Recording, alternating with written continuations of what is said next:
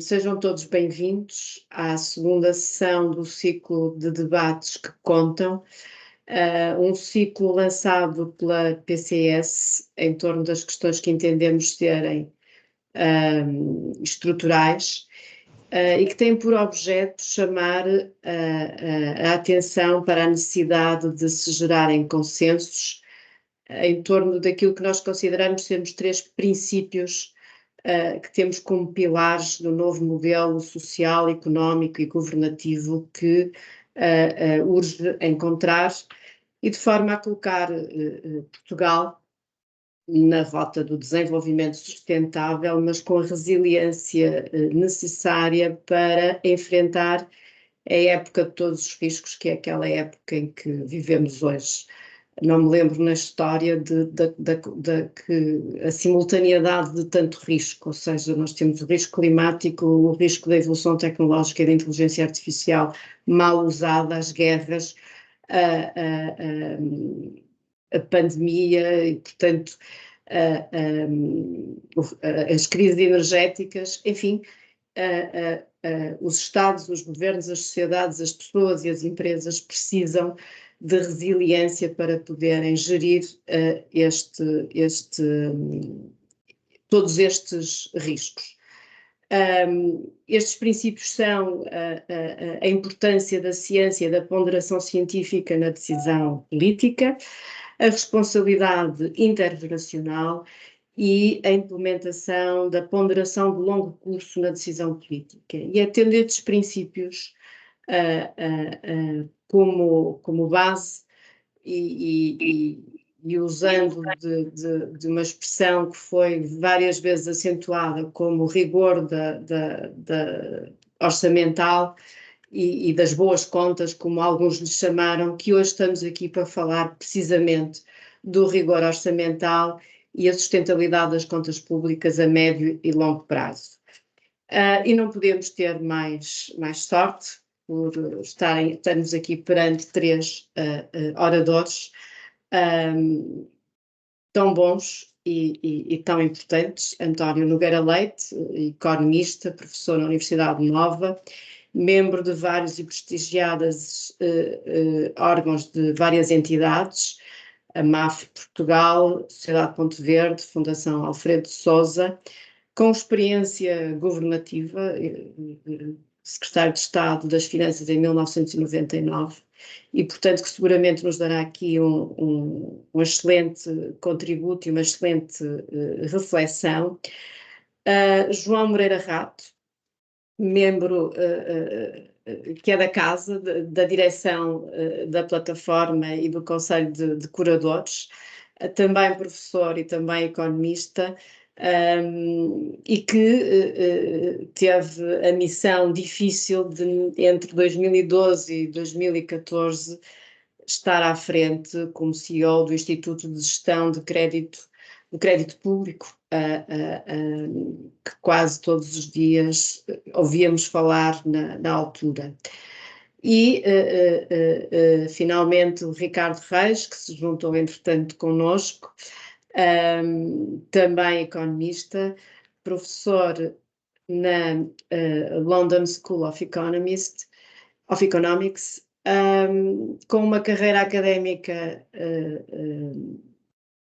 eu diria, intensa, com vários prémios já no caminho de investigação e que semanalmente todos lemos no Expresso, com as sempre suas pertinentes reflexões sobre a realidade que se vive e em que vivemos. Preparando aqui, ou melhor, tendo como base um improviso preparado, iria dar a palavra, seguindo aqui uma ordem alfabética. Começávamos por António Nogueira Leite, a quem uma vez mais agradeço o facto de estar aqui hoje connosco, e a quem pedimos que partilhe connosco a sua reflexão sobre o tema que nos traz aqui hoje. Muito obrigada. Não sei se conseguem ver. Perfeitamente. Ok. Bem, vou por aqui. Vem a primeira, não é? Que diz FP no longo prazo, finanças públicas no longo prazo. É essa que está a ver, certo? Essa mesmo. Ok, Certo. ótimo. Bom, muito obrigado. Queria agradecer o convite. É uma honra estar aqui convosco. Agradecer o convite à Senhora Presidente e a todos os organizadores.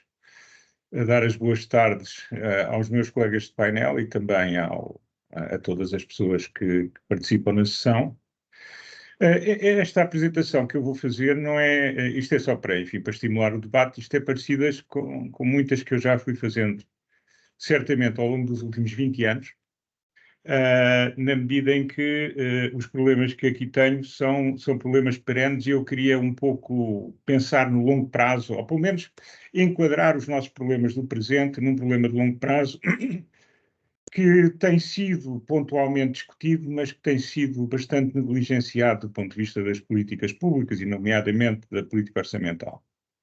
E queria aqui trazer alguns fatores fundamentais, e o primeiro é a demografia. Eu tenho aqui uns gráficos que não são meus, isto resulta de um trabalho que, aliás, eu julgo que tem como advisor ou como referee o Ricardo Reis, e que foi produzido por uma equipa onde estava o Francesco Franco e mais outros economistas, e basicamente o que eles demonstraram com números era algo que já falávamos, é que temos aqui uma restrição, que é uma restrição fundamental, até porque é daquelas sobre as quais há muito poucas dúvidas, porque a dinâmica demográfica, nomeadamente se excluirmos os fluxos de entrada e de saída, é uma dinâmica que é bastante estável e que precisa de políticas a médio e a longo prazo para se poder alterar significativamente alguma coisa.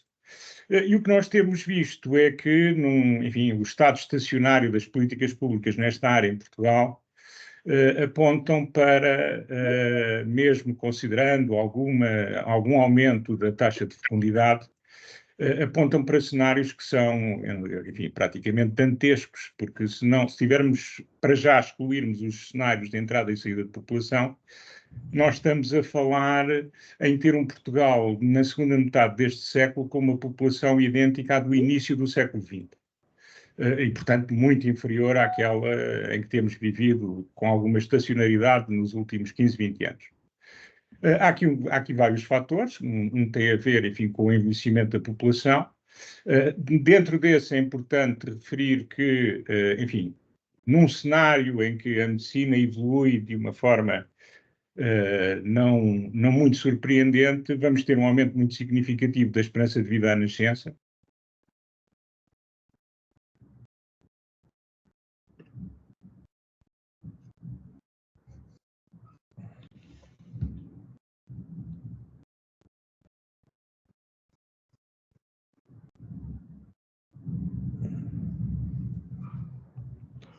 António? Ivone está sem som. Deixámos de ouvir, ficou muted, António. Ficamos de ouvir, António. Deixámos de ouvir. Okay. Estás em mute, António. Estava a meio da Estás frase. mute.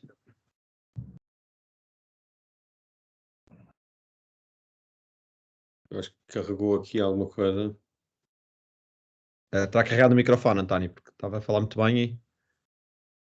Eu acho que...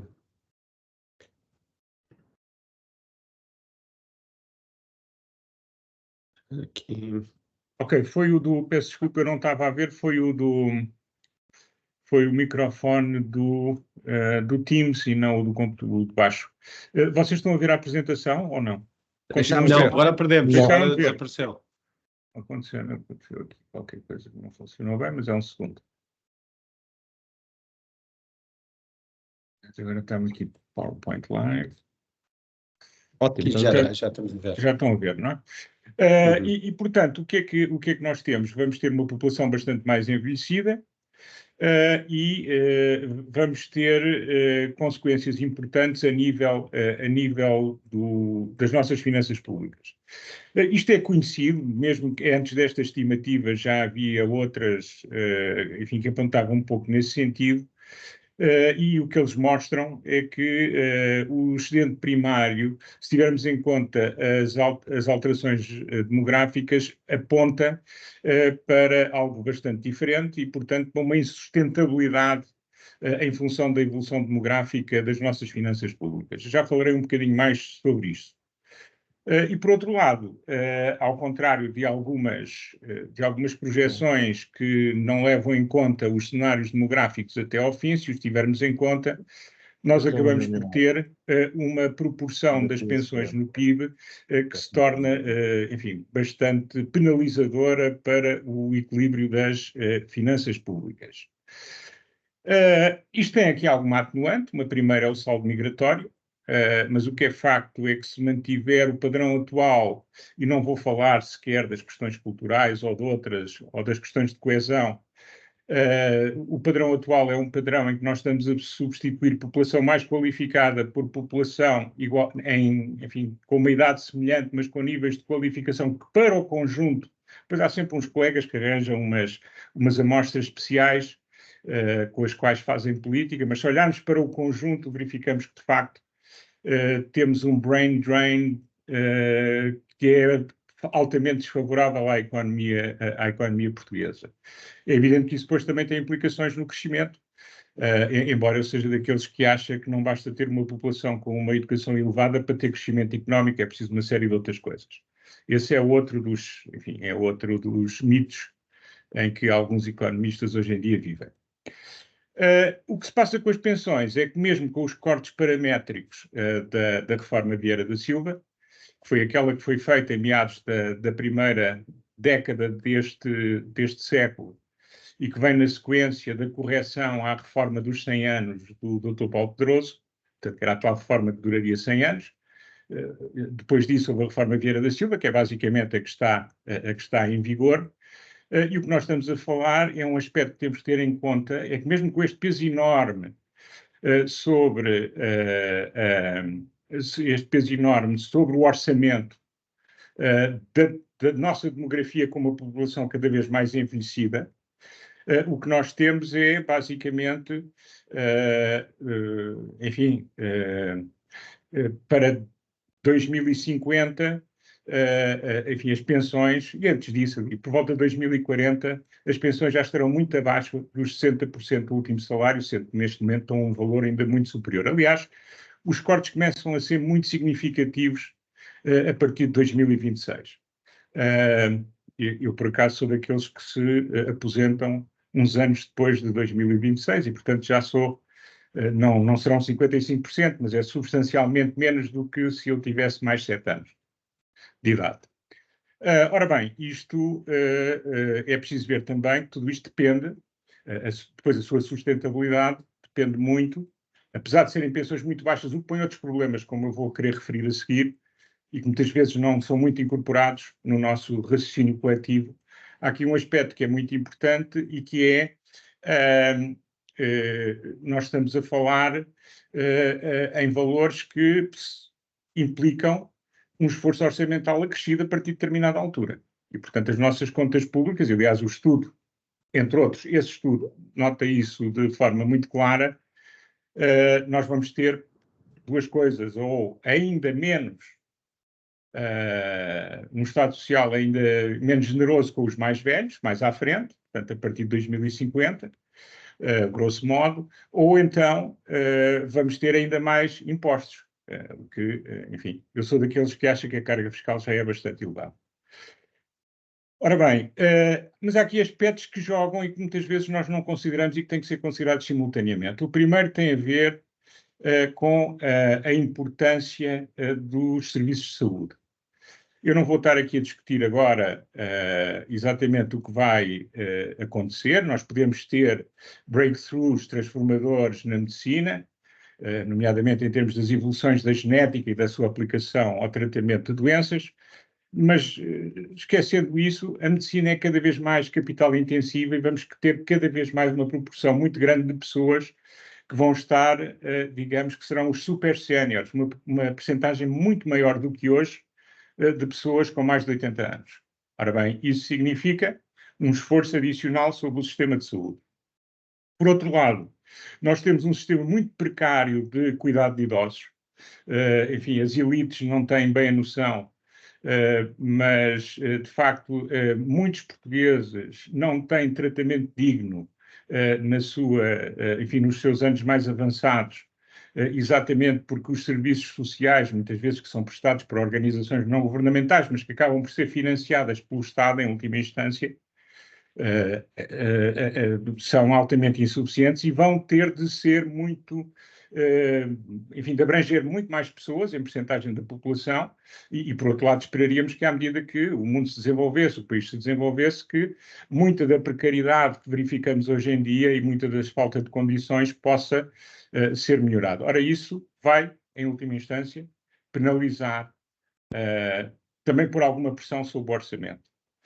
Até porque com as pensões que as pessoas vão receber, mesmo que não haja estas novas, mesmo que as poupanças não sejam afetadas, enfim, pelas novas intenções de tributação que andam aí pelo ar, para uma boa parte da população não vão chegar. E, portanto, tem que haver aqui um esforço supletivo, ou seja, pressão adicional sobre o orçamento. E, por outro lado, também, o que é aqui importante é que nós não vamos ter, de certeza, o Estado Social a sobreviver em todos os aspectos, primeiro se a economia não crescer, mas, sobretudo, se mantivermos na gestão do Estado o imobilismo que pus aqui dos últimos 20 anos no slide, mas, de facto, é desde que eu me conheço. Não há uma verdadeira reforma do Estado. E quando eu estou a falar de reforma de Estado, não é aquela coisa que os políticos gostam muito de falar, que é uma definição filosófica, o Estado deve fazer isto, deve fazer aquilo, é só soberania e Estado Social, e quanto é como é que nós produzimos os bens e serviços públicos. A organização de boa parte da administração pública é a organização que já era antiquada em 1990. Os sistemas de produção, as pessoas digitalizam, mas não há uma verdadeira transformação digital. Os procedimentos são os mesmos. As alterações são relativamente cosméticas. E depois há aspectos adicionais, que eu acho que os meus colegas talvez vão referir mais do que eu, e que têm números para isso. Tem havido também, para além de não haver nenhuma vontade em reformar, tem havido um problema muito complicado aqui, que é não há qualquer gestão. A gestão é muito insuficiente na generalidade da administração pública. Um outro aspecto que eu acho que também devia ser trazido à colação tem a ver com um nível muito baixo de investimento público. Eu tenho aqui os dados desde 1960 e, portanto, nós estamos agora mais ou menos no valor da percentagem de investimento no PIB de 61, que foi o ano até à década passada, o ano em que a percentagem do investimento no PIB era mais baixa. As pessoas podem dizer, mas gastar muito dinheiro não quer dizer que se gaste bem. O problema é que nós temos neste momento já uma redução do estoque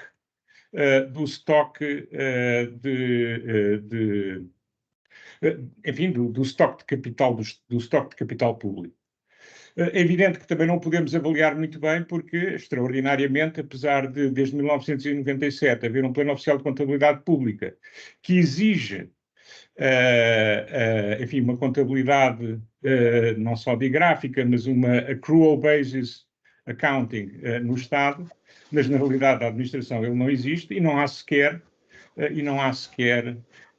o inventário inicial. Aliás, eu brinco com isso, já tarde, quando fui secretário de Estado, escrevi uma portaria, depois também já foi poligrafada, indicando a necessidade de fazer um inventário, entre muitas outras coisas, mas naquele era concretamente o inventário de todos os imóveis do Estado. Era dado um período de 9 meses. Me parecia perfeitamente razoável, isto depois de ter falado com os diretores-gerais e com as várias pessoas envolvidas. Ora bem, me parece que vai estar pronto em 2026, porque é preciso recorrer ao PRR para dotar a administração de meios para o poder completar. Quer dizer, isto é bizarro, não é? Absolutamente bizarro que nós, estando obrigados a ter uma contabilidade digráfica e uma contabilidade accrual, continuamos a funcionar numa contabilidade de caixa e depois fazem-se assim uns ajustamentos para ter apresentação, enfim, não seja apenas numa cash basis. Mas não temos de base, em toda a administração, de uma forma integrada e depois consolidada, uma contabilidade como devíamos ter. O que é que este baixo nível de investimento público significa? Significa que vamos ter de o colmatar no curto prazo. Eu aqui só queria dizer duas coisas. O Governo está a utilizar o PRR, e por isso é que desviou boa parte do setor privado para fazer os investimentos que não fez nos últimos anos. Mas era muito importante que esses investimentos fossem acompanhados de uma verdadeira alteração de processos, organização e gestão. Porque senão vamos gastar o dinheiro, os fornecedores de equipamentos vão ficar satisfeitíssimos, os consultores vão ganhar imenso dinheiro, os do costume, não é? Portanto, as Big Four e depois os spin-offs tecnológicos dos Big Four e as outras empresas de consultoria nessa área, mas no final vamos ficar com o Estado a funcionar de uma forma não muito diferente daquela como tem funcionado. Portanto, este era um momento muito importante para fazer essa reforma permanentemente adiada, ou essa modernização permanentemente adiada. Vamos a ver se ele acontece. Mas isso implica também, para além disso, que se vejam a gestão de carreiras, que haja verdadeiros incentivos, portanto, tudo mais. Eu sobre isto agora queria parar só para dizer duas coisas. Nós estamos neste momento, e eu penso que os meus colegas vão falar sobre isso, numa situação que não é igual, mas que tem paralelismos muito interessantes com o que aconteceu no final dos anos 90, quando entramos no euro. Quando entramos no euro, os comentadores, os jornalistas, na altura havia bastante menos comentadores, em termos per capita, mas os comentadores, que aliás são o resultado basicamente da falência dos meios de comunicação social, porque, com exceção de alguns, em média são baratos. Porque há muitos que não recebem, depois há outros que são bem pagos, que são estrelas televisivas, mas no geral são produtores de conteúdos mais baratos do que se fizessem verdadeiros programas de análise e de documentário sobre os vários problemas. Portanto, o documentário é mais barato que a análise. Mas, do ponto de vista de, enfim, de quem o patrocina. Mas, na verdade, nós tivemos na altura, chegámos ao euro, que foi considerado uma grande façanha. Na altura, eu e muitos colegas escrevíamos sobre isso.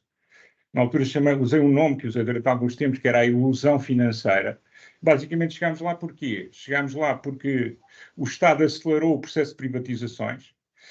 Portanto, vendemos uma parte, as melhores empresas públicas foram vendidas nessa altura, isso não tem problema nenhum. Agora, o que acontece é que houve uma grande descida do estoque de dívida, basicamente porque ela foi amortizada com uma parte importante das receitas de privatizações que ocorreu nessa altura. Por outro lado, a partir do momento em que a dívida baixava e numa altura em que estávamos num mecanismo de taxas de câmbio, a probabilidade de conseguirmos ter os indicadores e as receitas fiscais estavam a aumentar brutalmente. O primeiro grande aumento de receitas fiscais ocorre na segunda metade dos anos 90, na sequência de muita da automação que foi feita e da informatização, como se dizia na altura, que foi feita na administração fiscal. E o que é que aconteceu? Aconteceu que a probabilidade de entrarmos no euro ia aumentando, com isso os juros baixavam, com o estoque de dívida a reduzir-se por causa da redução, por causa das receitas das privatizações e as receitas fiscais a subir. Enfim, entramos no euro com distinção, como toda a gente dizia. O problema é que isso não era sustentável. Nós não conseguimos continuar a privatizar ao mesmo ritmo, porque já não havia objeto, e portanto, as privatizações que restavam eram mais difíceis de fazer. Por outro lado, o efeito da redução das taxas esgotou-se, o aumento das receitas, que resultava também da elasticidade boa das receitas fiscais ao crescimento económico, esbateu-se quando o crescimento se reduziu e depois tivemos o pântano em 2001. Passámos da euforia dos analistas no início de 2000 ao desalento do pântano de 2001. Bastaram 15 meses. O problema, aliás, eu saí antes do pântano explicando que viria ao pântano, não tenho dotes de adivinhação, era óbvio que iria acontecer e não foi uma self-fulfilling prophecy, foi basicamente, a certa altura, os mecanismos de ilusão deixam de funcionar. Agora também temos aqui um problema que é, ajustamos para as chamadas contas certas, que é um nome, enfim, que não me irrita um bocadinho, mas basicamente porquê? Porque vivemos com taxas de referência da política monetária historicamente baixas, anormalmente baixas, porque tivemos um aumento brutal das receitas fiscais e porque deixou de haver não só investimento público, como houve uma contenção brutal das despesas de funcionamento da administração. Os serviços públicos estão a funcionar pior não apenas pelas razões habituais, não apenas porque houve pouco investimento, mas também porque estão a funcionar com muito menos dinheiro operacional. E não há milagres.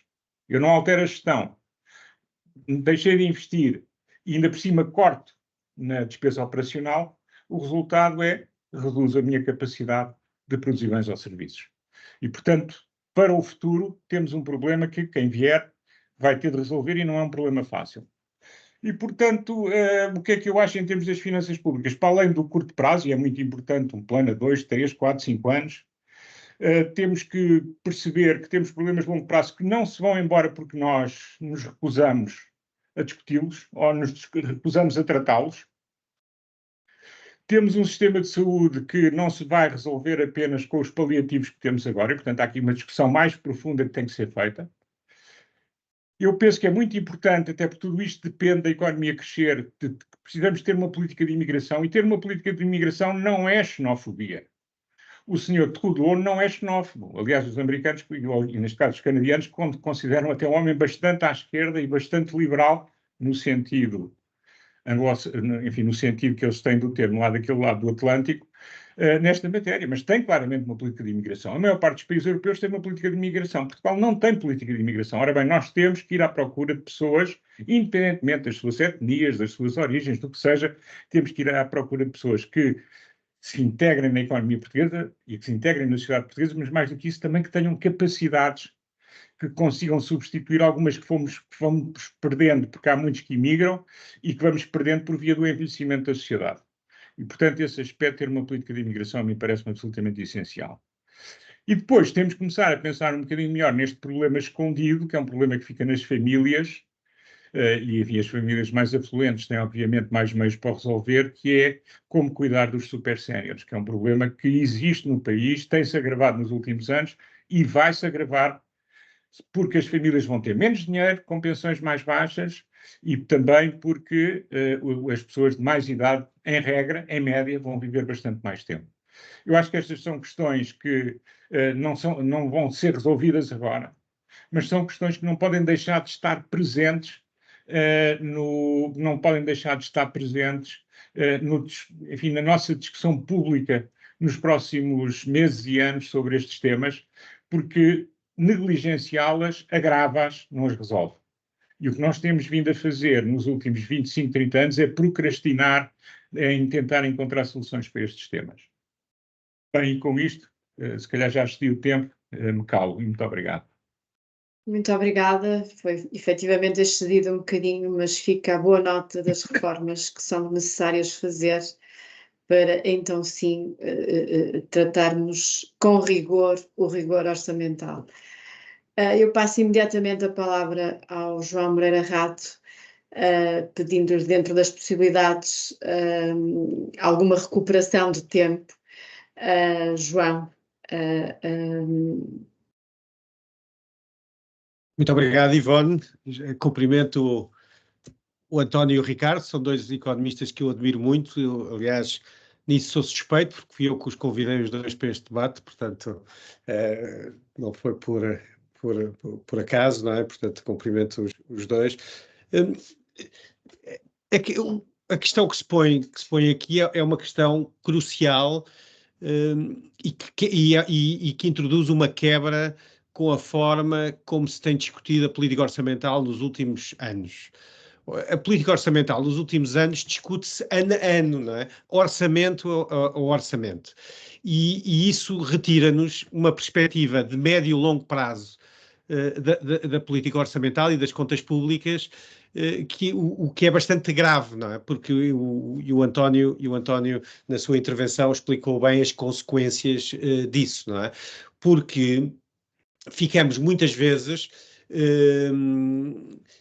iludidos por que se passa por medidas de curto prazo e temporárias para esconder, ocultar ou fingir que estão a resolver certos problemas, e perde-se a visão de médio e longo prazo das contas públicas, que é uma visão mais estratégica das contas públicas, não é?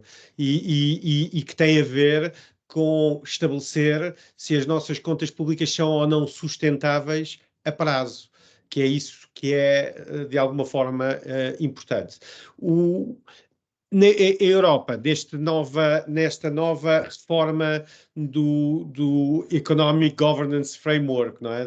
De todo o contexto da governance económica europeia, que agora tem uma proposta de revisão que vai agora ao Parlamento Europeu, que foi proposta em dezembro, e já leva isso em consideração, ou seja, já leva em consideração o facto que vai ser importante daqui para a frente, não é? Na coordenação das políticas orçamentais europeias, para levar em consideração a especificidade de cada país, de uma forma multianual, ou seja, os países vão ter que apresentar planos orçamentais a 4, 5 anos, não é? Que sejam realistas e que não sejam simbólicos, como no quadro do PEC, não é? Em que muitas vezes os planos de estabilidade eram apresentados de uma forma de alguma maneira, que pode-se dizer de uma forma pouco séria, em que os governos fingiam que apresentavam planos sustentáveis e a Europa fingia que acreditava. Portanto, agora parece que não, parece que estes planos multianuais vão ser muito mais importantes. Agora, nós estamos numa fase em que é ilustrativa exatamente do que estamos a dizer. Porquê? Porque tivemos um disparar da inflação, não é? De forma inesperada, que baralhou muitas das variáveis económicas e que permitiu, de alguma forma, um ajustamento orçamental e um corte também da despesa, exatamente porque aproveitando dessa mesma inflação. E como? Numa primeira fase, não se atualizaram os salários dos funcionários públicos. Atualizaram-se os salários dos funcionários públicos qualquer coisa como 1,8%, numa fase em que a inflação estava qualquer coisa como 8%. Ou seja, houve uma queda real muito acentuada dos salários dos funcionários públicos. Segundo, os pensionistas também foram atrasados na sua atualização 6 meses e, portanto, as pensões partem todas de uma base mais baixa e só agora, de alguma forma, só depois, em 2023, é que se começou a fazer o catch-up ao que se passou em 2022. Portanto, o primeiro ajustamento, em 2022, em boa parte a receita disparava, porque a inflação aumentou muito, as receitas do IVA aumentaram muito e a despesa não acompanhou. Em 2023, o que é que aconteceu? A economia, na própria economia, os salários foram atualizados, não é? Foram atualizados para acompanhar a inflação que tinha sido percepcionada em 2022, e isso permitiu um aumento enorme da receita do IRS em 2023 e um aumento muito grande das contribuições para as pensões. Não é? Sendo que o aumento na receita de IRS foi maior. Porquê? Porque não se atualizaram os escalões do IRS, não é? E, portanto, a receita aumentou ainda mais do que aumentaram as contribuições para a Segurança Social, e havendo já alguma atualização de pensões e alguma atualização dos salários dos funcionários públicos, se olharmos para estes 2 anos, foi uma atualização relativamente tímida, não é? Enquanto os salários na economia privada aumentaram bastante mais. Portanto, nestes 2 anos conseguiu-se, de alguma forma, resumindo,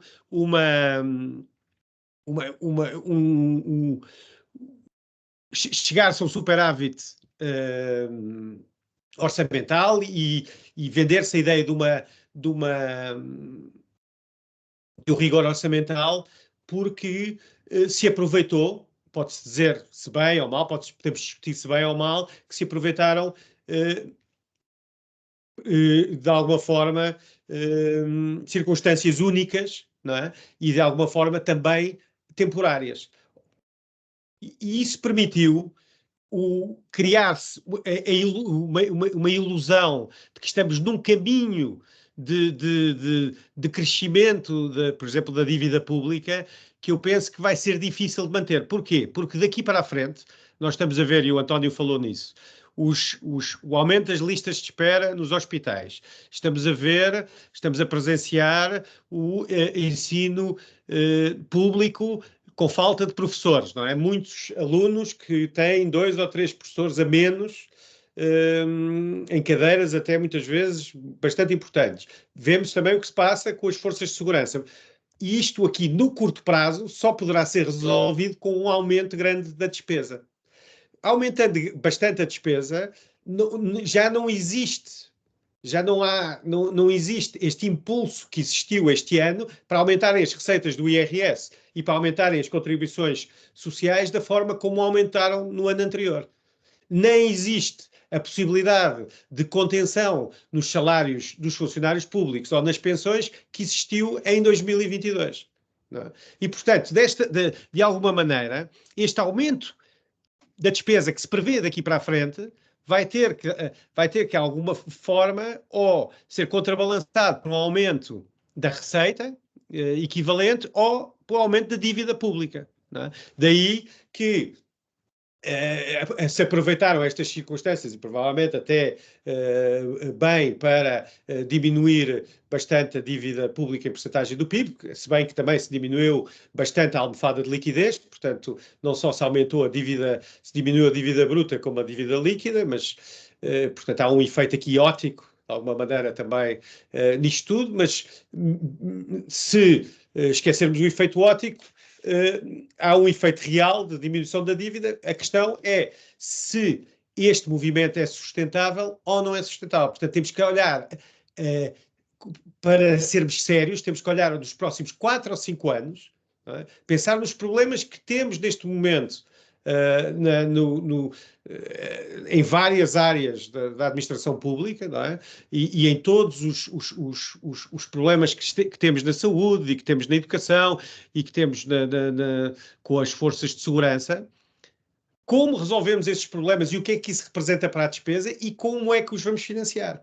E para olharmos para isto de forma séria, temos que olhar para os próximos 4, 5 anos, não basta olhar só para o próximo ano, não é? Estes não são problemas que se vão resolver num ano, com aumento da despesa a um ano, não é? E por isso dessa forma, os partidos que agora estão em campanha deveriam apresentar os seus planos a prazos de 4, 5 anos, e o Ricardo sabe bem que essa é uma disciplina que existe já muito entranhada em Inglaterra, não é? Onde normalmente isso acontece, não é? Ou seja, existe o Institute of Fiscal Studies, não é? Eu acho que se chama o IFS, que cada vez que há uma campanha eleitoral e que se fazem promessas, eles calculam se essas promessas durante o próximo ciclo eleitoral são ou não, quanto é que elas vão custar ao contribuinte, ou quanto é que elas vão custar em termos de aumento da dívida, não é? Portanto, e ver se são factíveis ou não são factíveis. Eu penso que estamos numa fase dessas, não é? E que o que se passou nos últimos 2 anos com este disparar da inflação ofuscou um bocadinho a condição real das finanças públicas portuguesas e não permitiu que houvesse um debate sério em relação à sua sustentabilidade a prazo. Mas com isto também passo a palavra ao Ricardo, que acho que cumpri os meus 10 minutos. Muito bem, João, bem cumpridos, com o mote de necessidade de clareza e realismo nestes temas e do tal longo prazo e do tal princípio da consideração do longo termo nas decisões que se tomam. Eu passo imediatamente a palavra ao Ricardo Reis, e uma vez mais, muito obrigada pela disponibilidade em estar aqui connosco hoje. Não, obrigado eu. Eu queria fazer 3 pontos e vou tentar fazê-los em 9 minutos, portanto 3 minutos para cada um, para mantermos e tentar recuperar algum do caminho perdido. Sem discordar da mensagem quer do António, quer do João, queria começar com uma mensagem de algum, se não otimismo, mas pelo menos de regozijo. O controlo da dívida pública e o ela ficar à volta dos 100%, enfim, um bocadinho abaixo, o que for, neste ano, é uma enorme vitória para a gestão da dívida pública dos últimos 10 anos, e aliás o próprio João contribuiu para ela nesse sentido. Aquelas figuras, eu não quis trazer figuras aqui, mas quando olhamos para as taxas de juro da dívida pública, é extraordinário como Portugal, nesta altura, está alinhado com, nas flutuações das taxas de juros, assim como o seu nível, está alinhado com os países frugais e não mais com os países despesistas. E nos últimos 2 anos, isso tem-nos custado, tem-nos poupado muito dinheiro em termos de serviço à dívida pública, já para não falar que nos tem permitido passar por alguma instabilidade política, porque nós já vamos em já não sei quantas eleições nos últimos anos, sem haver um mínimo de perturbação no mercado da dívida pública nacional. Há 10 anos era quase impossível pensar isso, e muito razoavelmente lembramos de Maria Luísa Albuquerque a dizer que o diabo aí vinha quando tivemos alguma instabilidade política quando da formação da geringonça, e não veio, mas também não foi porque essa probabilidade não fosse forte e não pudesse ter acontecido. Enquanto que nesta altura, com o conjunto de eleições, incerteza eleitoral e outra, não tem havido um mínimo distúrbio. Isso deve-se ao controle da dívida pública. E por isso, e é importante, eu acho, enfatizar isto, porque com todas as necessidades que o António e que o João apontaram e que são verdadeiras, vamos também rapidamente voltar à pressão mais habitual para aumentar a despesa, para suprir de facto as necessidades que são urgentes em termos de despesa, mas e por isso mesmo é importante, pelo menos um dos painelistas, celebrar a necessidade de manter as contas equilibradas e quão importante isso é antes que se abram os cordões à bolsa de uma forma demasiado excessiva. Sobretudo porque como aprendemos rapidamente entre 2008, entre 2007 e 2009, rapidamente é um estado de graça que se perde nos mercados e Portugal continua a ter uma dívida relativamente alta. Portanto, nesse sentido, a minha primeira mensagem é importante, nestes fóruns, como em muitos outros, celebrar a vitória e notar os ganhos que foram feitos com este controle da dívida pública dos últimos anos, porque ele perde-se rapidamente e porque ele tem benefícios concretos e reais que vimos nos últimos 2 anos e que são muito importantes enfatizar. Ponto número 1. Ponto número 2, e porque este é um painel sobre desafios de médio prazo, eu gostava muito de falar dos desafios de longo prazo, tenho escrito muito na minha coluna do Expresso sobre a questão que o António notou dos super séniores, que eu acho que é verdadeiramente crucial, mas queria-me focar um pouco mais no médio prazo, porque sabia que o António ia falar mais do longo prazo. Neste momento há um desafio a nível europeu que vem de 3 pressões, que quisermos, sobre a dívida pública, a sustentabilidade da dívida pública. Em primeiro lugar, é claro, ao fim de 20 anos de discussão, de tentativas de falhanços de avanço e recuos, que a Europa gosta do seu Estado Social e não quer reformá-lo ou prescindir dele. Ao mesmo tempo, os papéis que atribuímos ao Estado Social expandiram nos últimos 3 anos.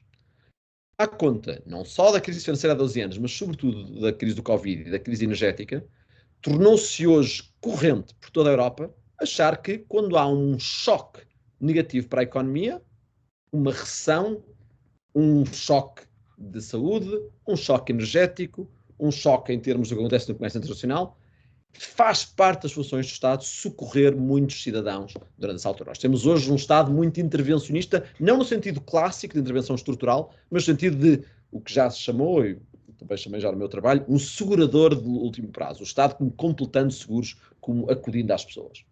O que eu acho que é muito boa ideia, e o Estado tem cumprido esse papel por toda a Europa, com mais e menos sucesso, mas de uma forma bem, mas que significa que neste momento há uma exigência, não só ao que se aliava à despesa pública estrutural, de uma elasticidade da despesa de ano para ano, sempre que surgem esses choques. E por isso exige espaço fiscal, espaço esse que na Europa é limitado. Primeiro ponto de pressão. Segundo ponto de pressão, para bem ou para o mal, nós elegemos na Europa há 2 anos fazer um investimento muito grande na transição climática, que tem benefícios não só para nós, mas como também para o mundo todo. Decidimos pagar nós uma conta da qual vamos beneficiar o resto do mundo. E isso ditou muito do Next Gen EU, assim como outras receitas europeias, mas sobretudo criou uma pressão grande nas contas públicas que vai continuar nos próximos anos. E foi uma escolha que nós fizemos, em termos de despesa estrutural. Terceiro lugar, infelizmente, no último ano e já são quase 2 anos, tivemos uma mudança muito dramática das condições de segurança que vivemos na Europa com a invasão do Sr. Putin da Ucrânia, que implicam que nós vamos ter de, parece-me, com uma grande certeza, de gastar muito, mas muito mais dinheiro com a nossa defesa. Não só porque os americanos vão deixar de querer pagar, como têm pago até há muitos anos, mas também porque a ameaça de uma guerra na Europa mais alargada nos próximos anos é muito, mesmo muito alta. Não podemos subestimar ao ponto em que, e fala-se isso sobretudo quando estamos no centro da Europa ou mais a leste da Europa, a pressão que isso coloca, e já para não falar de que, como num ano e meio de mandar munições para a Ucrânia, ao mesmo tempo que os ucranianos dão a vida, nós temos tido um acordo fantástico, nós só temos de pagar as contas e eles dão a vida para combater uma batalha em que todos estamos envolvidos. Nós já estamos neste momento, em termos de munições na Europa, com muitas reservas esgotadas, com uma pressão muito grande, até em termos de material bélico e militar. E para além disso, não temos uma indústria militar, fora do Reino Unido, que consiga sequer fornecê-la. Portanto, mesmo os investimentos vêm com imensas transferências para os Estados Unidos. Portanto, temos aqui uma pressão muito grande. A Alemanha anunciou há 1 ano e meio que ia triplicar o seu orçamento de defesa. Até agora nada fez, foi um anúncio, mas, enfim, as contas são o que são. Mas esse aumento vai ter de ocorrer de uma forma ou de outra, de uma forma mais esperada ou outra. O que temos com estas 3 formas de pressão é que com um Estado Social que só tem de aumentar de forma elástica com crises, as despesas estruturais do clima e agora a despesa da despesa, temos aqui uma enorme pressão nas contas públicas na Europa, e eu falo aqui da Europa, incluindo Portugal também, porque estes 3 problemas são problemas mais europeus, por opção e por azar, que nos afetam a nós. E como tal, estas discussões da despesa pública e da dívida pública vão estar no debate europeu nos próximos anos, parece-me de uma forma inevitável, e não só no português. Nesse sentido, por exemplo, a questão das novas regras e dos planos multianuais, Portugal entra, voltando ao meu primeiro comentário de regozijo, que agora se torna otimista, o facto de estarmos neste momento no bom pelotão, no bom grupo, é muito bom, porque esta pressão vai surgir e vai obviamente, que afetar sempre alguns países mais do que outros. Isto também implica que estes grandes debates de regras de despesa, que acabaram agora na Europa com a aprovação de novas regras, vão sobretudo surgir no contexto da Itália, no contexto de França. Portugal, por enquanto, está resguardado, mas esse resguardo, novamente, é uma vitória dos últimos anos, mas é algo muito frágil e periclitante, porque estas pressões vão surgir também e nós não vamos ficar a nenhuma delas. Portanto, segundo ponto esse, aqui prestar muita atenção ao que se passa em França e em Itália. Eu ainda que há menos de uma semana estava em Luxemburgo, no ISM, e vi a Ministra das Finanças numa reunião a apresentar os planos de despesa do governo Meloni, e são de facto uma verdadeira ficção de sustentabilidade de médio prazo, porque é déficit nos próximos 3 anos, e assim que o governo dela acaba, de repente há toda uma estabilidade e consolidação orçamental, ou seja, exatamente aquilo que pronuncia um desastre muito grande. Mas vamos ver o que acontece em Itália. Eu sei que há uma certa fadiga no comentário público que falava o António, infelizmente comentário, mas não análise, de não perceber até que ponto é que há aqui um problema muito grande a nível europeu que nos vai com certeza afetar por tabela. E por fim, em terceiro lugar, novamente na questão de médio prazo, mas tentando complementar a análise do João e do António, mais focada em Portugal, com uma análise um pouco mais europeia, as taxas de juro, a sua subida reflete-se na despesa pública nos próximos anos, não se refletiu inicialmente, agora que tivemos de renovar uma série de dívida nos últimos 2 anos a umas taxas mais altas. Portanto, a pressão no orçamento vai-se começar a sentir neste ano e no próximo, de notar, não se sentiu nos últimos 2 anos, portanto tens aqui uma fonte de pressão daí.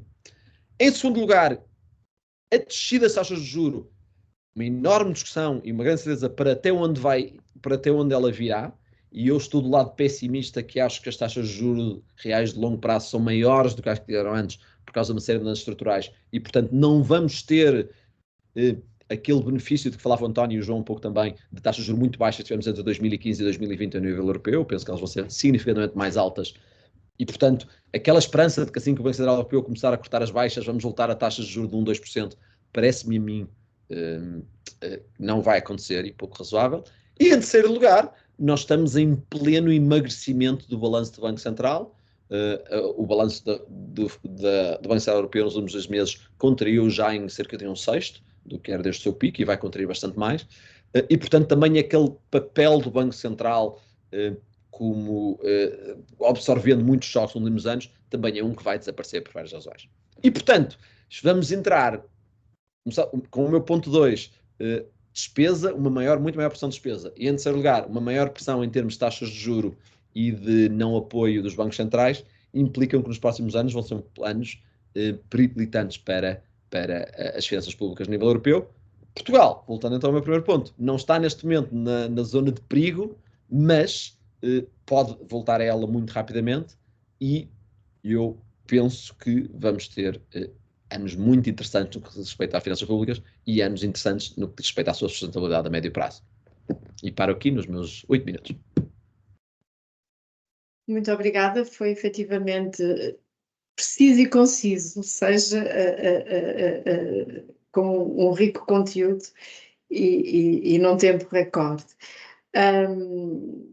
Eu apelo, não disse no início, mas penso que, entretanto, o João Maria se encarregou de fazer isso por mim. Estão abertas as inscrições, basta usar, ou levantar a mão ou enviar por escrito. Não sei se alguém, depois destas 3 intervenções, quer colocar alguma questão. Eu queria só, se posso trazer uma informação. Força. Na sequência daquilo que disse o Ricardo, porque é um dos temas que também me preocupa bastante. Eu tenho um colaborador que esteve anteontem no Fórum do BEI e nota-se claramente as indicações que foram dadas é que vai ter de haver trade-offs em termos das opções, das prioridades de política e que a segurança ganhou a prioridade máxima mesmo na própria intervenção do BEI. E que, enfim, ele veio de lá muito agastado porque o que disseram é que se calhar vamos ter de andar um bocadinho mais devagar na circularização da economia europeia e em alguns aspectos ligados ao ambiente, porque temos que focar os fundos na defesa, porque sem defesa e sem liberdade também não vai haver ambiente. Não vai ser essa a preocupação do Sr. Putin ou daqueles que na Europa fazem o jogo do Sr. Putin. E, portanto, quer dizer, não só põe uma pressão na restrição, como vai alterar necessariamente as prioridades. Isso parece-me absolutamente inevitável neste momento. João. Eu já agora também aproveitava aqui para complementar um bocadinho o que disse o Ricardo, que há aqui um fator que também é importante, não é? Que é, nós neste momento ainda temos uma percentagem muito grande da nossa dívida no Banco Central Europeu, não é? Portugal é dos países que tem mais dívida no Banco Central Europeu. Aliás, a liquidez no mercado secundário, ou seja, a dívida que está disponível para transacionar por institucionais é bastante baixa. E daí, de alguma maneira, também uma parte da explicação para as taxas que vamos vendo no mercado. Mas eu acho que à medida que isso vai desaparecendo, não é? À medida que o Banco Central vai diminuindo a quantidade de dívida pública portuguesa que está no seu balanço, vai ser a situação. É óbvio que nesta fase foi bom termos aproveitado, no fundo, este período e criar superávites orçamentais para não termos exatamente que emitir dívida também a taxas um bocadinho mais, a taxas mais altas e também para não ter que ir ao mercado, testar o mercado de dívida numa altura em que o Banco Central Europeu é menos comprador. Portanto, nesse sentido, eu acho que, e concordo com o Ricardo, houve um bom aproveitamento, não é? Houve um bom aproveitamento do timing, pelo menos do ponto de vista de partir de um estoque de dívida pública mais baixo para lidar com os desafios com que temos que lidar aqui para a frente. Claro que o aproveitamento das circunstâncias pode não ser tão agradável aos funcionários públicos e aos pensionistas, não é? Que perderam poder de compra real nestes últimos 2 anos. Eu, enquanto não há inscrições, atrevo-me aqui, o João Maria tem uma. João, passo-te a palavra, senão... E só perguntar, já que estamos a falar do Banco Europeu de Investimento, eu também acompanhei o que se passou e fiquei curioso com a defesa ser o tópico principal e queria saber o que é que achavam em termos de, lá está, os trade-offs necessários nas políticas públicas e de investimento, se achavam que fazia mais sentido, se calhar era uma pergunta para juntar um general, mas se fazia mais sentido ter passar este tópico para a frente da transição energética, sendo que a transição energética é um fator de segurança essencial porque garante independência da Rússia e de outros atores com os quais não estamos alinhados. Eu posso dar a minha opinião. Eu penso que sim, porque nem tudo o que estamos a fazer na transição energética significa segurança. Eu acho que não nos podemos esquecer de uma coisa: os americanos, seja repentinamente com o Sr. Trump, ou seja de uma forma mais faseada, vão deixar de pagar, de uma vez por todas, aquilo que andam a ameaçar há décadas. Vão deixar de pagar a segurança europeia. Nós, em Portugal, temos, enfim, uma visão um bocadinho longínqua do problema. Mas o problema existe. E o expansionismo russo não se... enfim, todos os especialistas, os maiores especialistas, seja militares, não estou a falar dos portugueses, estou a falar da NATO e nos países da NATO, seja os próprios políticos, têm a noção clara de que há um problema de segurança e que a probabilidade de uma guerra que envolve a Europa, que não tem sequer a proteção nuclear, porque o único país nuclear da União Europeia é a França, e é um país limitado. Fora de França temos a Grã-Bretanha, que é um país, é uma potência nuclear, mas uma potência nuclear pequena. Provavelmente o que nós vamos poder negociar com os americanos é a proteção nuclear americana.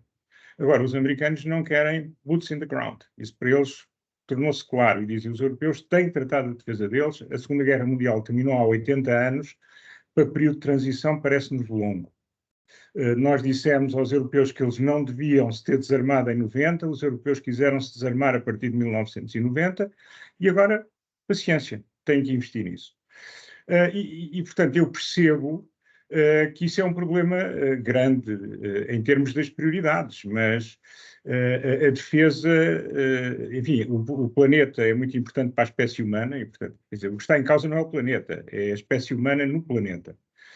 Nós, enfim, com o nosso antropocentrismo, achamos sempre que é o planeta que está dependente. Não, o planeta regenerar-se-á, nós é que podemos não estar nele, que é outra história. Agora, o problema aqui é que eu percebo que neste momento, com o déficit brutal que existe, não só tem que se refazer a indústria de produção europeia, como tem que se investir seriamente em ID com aplicação em defesa. Porque está a evoluir a uma velocidade brutal. E, portanto, se calhar existem outras áreas onde possamos fazer trade-off, isso não quer dizer, não me pareceu daquilo que me contaram, que se abandona a agenda ambiental, longe disso. Agora, deixa de ser central, porque ao fim e ao cabo o que nós temos é a transformação digital e circularização da economia. Se calhar vai ter de andar com menos fundos europeus e com mais outros fundos, mas não é um abandonar desta prioridade. Continua a ser prioritário, mas neste momento nós não podemos viver com uma defesa tão precária. E reparem, entre Kaliningrado, que é a Rússia, e que está a 150 quilómetros da Bielorrússia, que é como se fosse da Rússia, e a fronteira leste da Alemanha são aproximadamente 300 quilómetros. Não nos podemos esquecer que Kaliningrado é a terra onde nasceu Kant, que era alemão e que se chamava Königsberg e que assim foi até 45. Portanto, é a Moldávia, são os Bálticos, é a Polónia, é de facto uma situação muito séria e está muito perto do coração da Europa. E nós aqui estamos muito afastados, mas na Europa isto é uma prioridade e as opiniões públicas, muitas delas começam a estar muito sensíveis a esse problema, não é apenas os países do antigo Pacto de Varsóvia, e os políticos têm a obrigação de não ignorar um problema que existe, porque se houver algo que se materialize em agressão, seja de que tipo for, é de facto, será, enfim, absolutamente inaceitável que as pessoas não tenham tomado as precauções de tão óbvia que era a necessidade de as tomar. Portanto, mas agora, vamos continuar a ter uma agenda ambiental forte, não vai ser vai ter de incorporar uma prioridade de segurança. Eu quase que na sequência deste atrevimento do João recordo um livro que li há uns anos sobre políticas climáticas, em que a justificação da grande dificuldade de justificação de políticas públicas climáticas era efetivamente a facilidade com que se demonstra os efeitos nocivos de uma guerra e a dificuldade com que se demonstra os efeitos nocivos das alterações e a dificuldade na demonstração ao contrário. Nós aqui nesta conversa estamos efetivamente a fazer esta ponderação. Penso que em termos de despesa pública, posso estar enganada, aqui a maior despesa está na resiliência climática e também no minimizar dos efeitos climáticos, porque nós estamos consecutivamente a ter cada vez mais fenómenos extremos e a ter que lidar com eles. E isto leva-me a outra questão, que é porque o desafio climático também é ele próprio gerador de riqueza, portanto é só uma outra forma de produzirmos e é uma outra forma de gerarmos riqueza. E a reforma fiscal é uma das coisas que é falada e está nos últimos anos consecutivamente a ser confundida com o imposto sobre combustível e, portanto, ela está longe disso, porque ela inclusive pode ter as virtudes de fazer diminuir a carga fiscal sobre o trabalho se for bem aplicada. Percebemos que um dos grandes desafios que temos pela frente é usufruir do controle da dívida pública, mas perceber bem como gastar-se, na reforma do Estado que o António falou, no planeamento que o João falou, ou na resolução dos equilíbrios sob pressão que o Ricardo falou. Olhando para isto tudo, uma reforma fiscal ajuda, faz parte dessa reforma do Estado, faz parte do planeamento, faz parte da gestão das pressões. Era uma pergunta ou um comentário que gostava que fizesse. Isto, se ninguém mais tiver comentários. Eu se calhar, Ivone, eu posso falar um bocadinho disso, mas rapidamente, mas eu gostava de trazer outro tópico que deriva um bocadinho do que disse o António e da pergunta do João Maria Joné, que é uma das grandes contribuições. Eu aqui estou a entrar no terreno do Ricardo Reis até. Uma das grandes contribuições do Covid, não é? Uma grande novidade e uma grande fonte de esperança para nós que estudamos estes assuntos foi a emissão de dívidas em comum europeia, não é? Porque, de alguma forma, uma das infraestruturas que falta na Europa é ter uma dívida líquida, transacionável como a americana, como é a dívida americana, não é? É um dos pontos, provavelmente uma das razões que leva o euro a ainda não se ter conseguido e aproximar tão rápido do dólar na sua função global. E por isso, daí estes desafios que existem, tanto o desafio da defesa europeia como o desafio climático, são boas desculpas, não é? São boas desculpas, sendo assuntos pan-europeus, para voltar a fazer estas emissões e a fortalecer estas emissões, apesar de elas no curto prazo poderem não parecer muito agradáveis aos alemães, porque acabam por pagar mais juros do que pagariam nos bunds, mas vale a pena o investimento na construção desta infraestrutura. Isso é o primeiro ponto. O segundo ponto da fiscalidade e a questão ambiental, o problema é um problema e que se está a ver por toda a Europa, que tem a ver com o problema da distribuição, não é? Do custo dessa fiscalidade, não é? Quando se viu o caso, pronto, não é? Hoje em dia toda a gente já fala disso, não é? Mas quando se viu o caso dos Gilets Jaunes, como se viu agora os agricultores, estas medidas, quando acabam por poder ter, do ponto de vista social, um impacto positivo, mas tem um impacto muito negativo em certas classes que estão muito organizadas e que muito... E até nos Gilets Jaunes nem estariam tão organizadas, mas que rapidamente conseguem se organizar e pressionar os governos, torna-se muito difícil e muito pouco realista pensar que nas nossas democracias, como elas funcionam, se consigam fazer estas reformas do ponto de vista da fiscalidade. E por isso é um desafio, não é? Tem que se pensar de uma forma de se conseguirem implementar algumas destas medidas sem que elas sejam travadas, como agora se viu até no caso do Green Pact europeu. Se puder, então agora deixa-me fazer 3 pontos, os 2 primeiros em relação a questões que já surgiram e um terceiro um bocadinho mais diferente, mas em relação ao que disse a Ivone. Primeiro, em relação ao ambiente, eu vou-vos dizer o que me surpreende a mim e para o qual não tenho resposta e pessoas aqui na chamada com maior sensibilidade política conseguem perceber. Nós, por um lado, quando apresentamos a conta, porque isto também tem uma conta da transição climática, como notava agora muito bem o João, em termos de um imposto maior sobre o combustível aqui ou ali, temos uma revolta de populações. Mas, por outro lado, portanto, do meu lado cínico de economista, digo, bem, as pessoas dizem que querem mudança climática, mas não querem nada, porque sempre que surge uma conta, nem que seja pequena, não querem.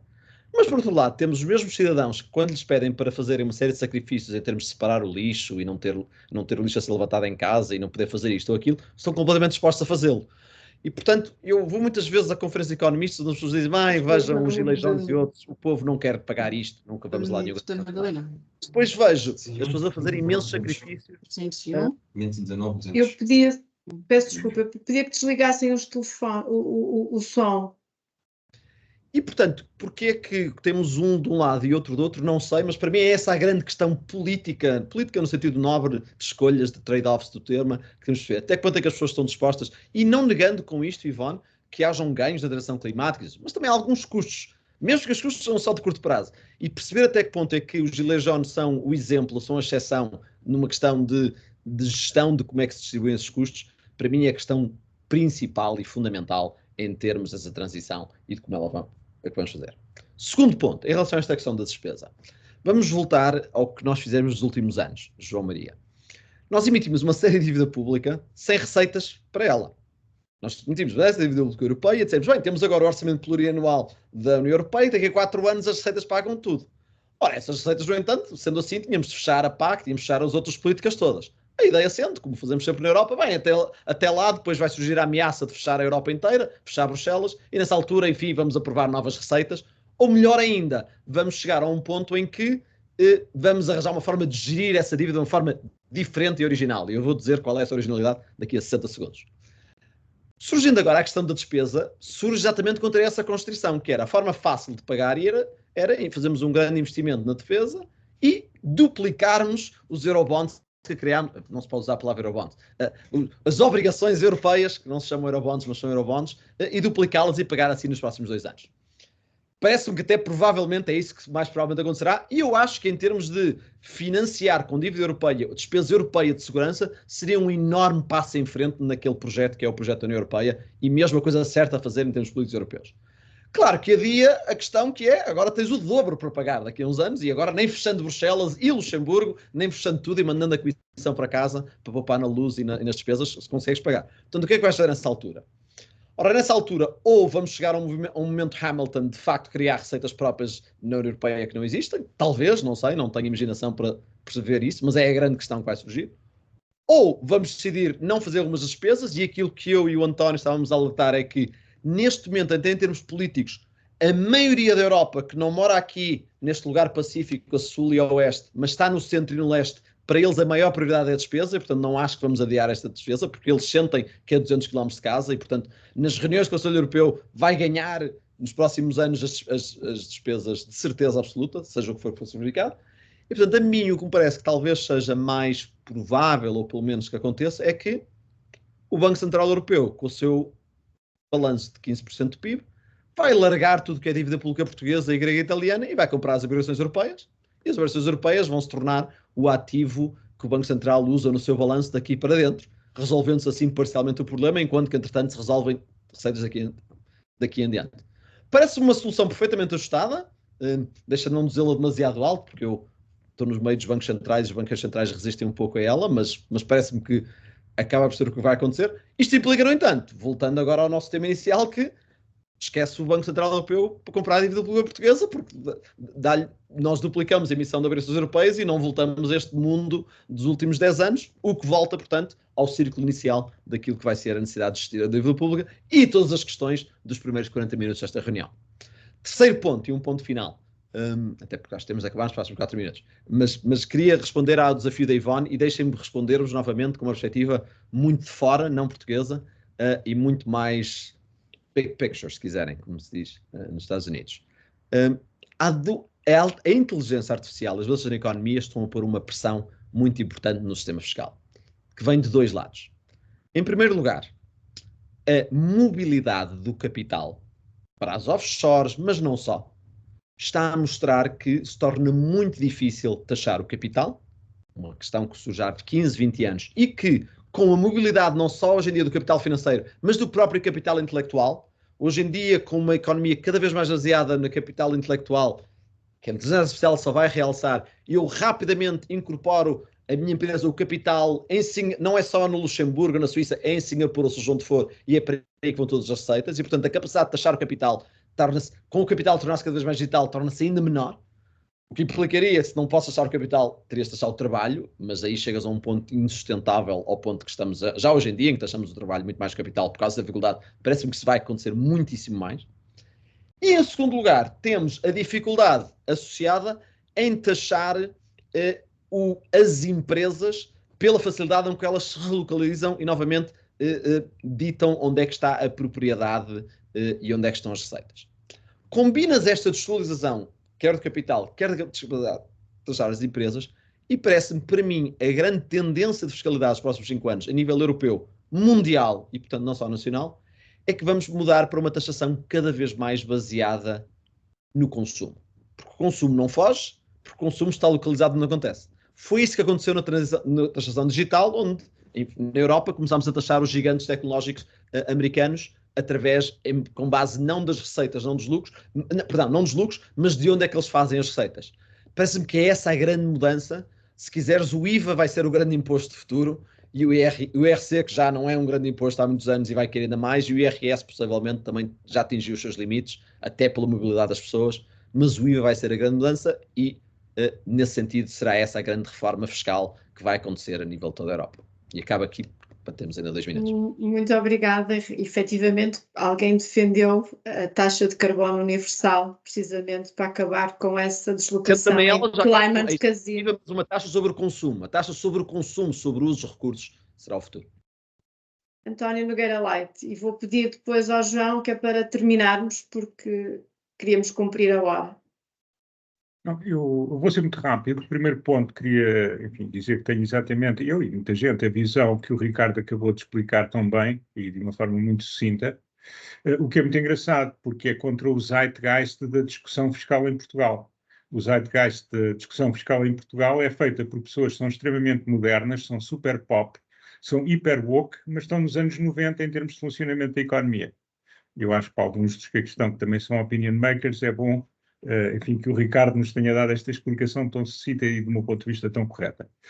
Dois aspectos muito importantes sobre o tema ambiental. Há uma questão que é uma questão muito difícil, que alguns de nós já abordámos, mas há pessoas que o podem fazer com mais propriedade e que vai muito para além da Europa, é que, apesar de ser importante a externalidade positiva que nós criamos sobre o resto do mundo, há um ponto a partir do qual não é possível explicar à opinião pública que nós geramos uma externalidade positiva e vamos com uma enorme externalidade negativa que é gerada por blocos que são concorrentes connosco. E, portanto, este jogo não é um jogo, nós queremos jogá-lo cooperativamente, mas os nossos principais concorrentes não o querem e temos que encontrar mecanismos, seja no OMC, seja onde for, de levar a que haja alguma cooperação aqui, porque é insustentável politicamente com tantas opções continuar a dizer aos europeus nós fazemos bem para os outros, eles fazem mais mal, porque são muito mais do que nós fazemos bem, mas pronto, nós vamos continuar quais cristos a caminho da cruz,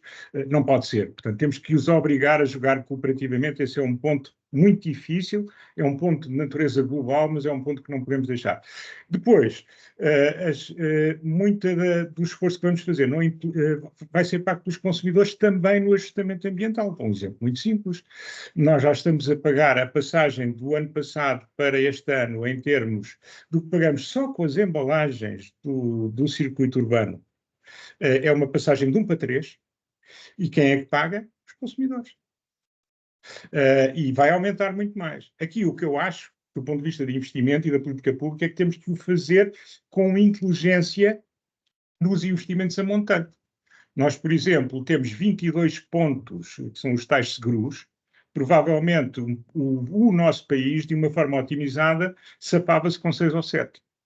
Mas era preciso que todos os poderes locais, 6 ou 7 com nova tecnologia e, portanto, temos que para o futuro olhar sempre para as coisas numa perspectiva a mais longo prazo e tentando incorporar o que conseguimos saber hoje sobre o que vai ser a tecnologia do futuro e sobre o que vão ser as práticas do futuro, para que este custo que vai acabar sempre em todos nós, enfim, seja tão contido quanto possível, produzindo o máximo de efeito possível, que esse é um aspecto bastante importante, do meu ponto de vista. João, remate final.